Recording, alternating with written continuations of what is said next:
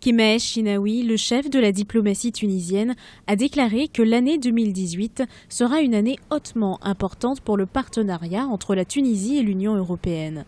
En visite à Bruxelles ce lundi 5 février 2018, il a rencontré, à sa demande, Federica Mogherini, la haute représentante de l'Union européenne pour les affaires étrangères et la politique de sécurité.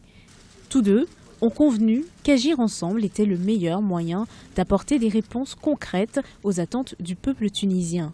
Nous avons examiné les possibilités de mettre en œuvre de nouvelles initiatives dédiées à la jeunesse, telles que Erasmus pour les jeunes entrepreneurs et Erasmus pour les jeunes apprentis. L'année 2018 sera une année hautement importante pour le partenariat entre la Tunisie et l'Union européenne. Ce partenariat a atteint une maturité. Il est passé à un palier supérieur de l'engagement de l'UE en faveur de la Tunisie. L'avenir des relations post-2020 nécessite un partenariat rénové, plus solidaire, fondé sur des valeurs démocratiques communes.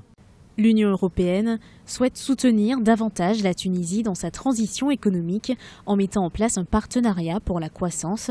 À cette occasion, le chef de la diplomatie tunisienne a souligné l'importance qu'accorde la Tunisie à l'augmentation au titre de 2018 du quota annuel de l'huile d'olive exportée vers le marché européen.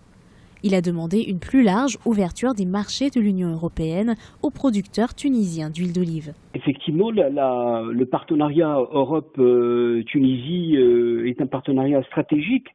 Quand on fait la politique de sa géographie, la Tunisie est vraiment le voisin immédiat de l'Europe. Et en tout cas, il y a la réalité des chiffres qui l'expliquent. 85% des échanges de la Tunisie se font avec l'Europe.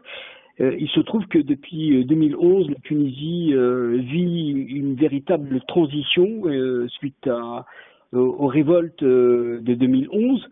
Et la Tunisie, aujourd'hui, plus que jamais, est dans l'impasse, en tout cas l'impasse financière. L'Union européenne et la Tunisie tiendront leur conseil d'association, le dialogue politique annuel, en mai prochain. Cette réunion sera l'occasion de définir les priorités de leur partenariat pour la période 2018-2020 et de travailler sur des projets concrets pour soutenir la Tunisie et les Tunisiens.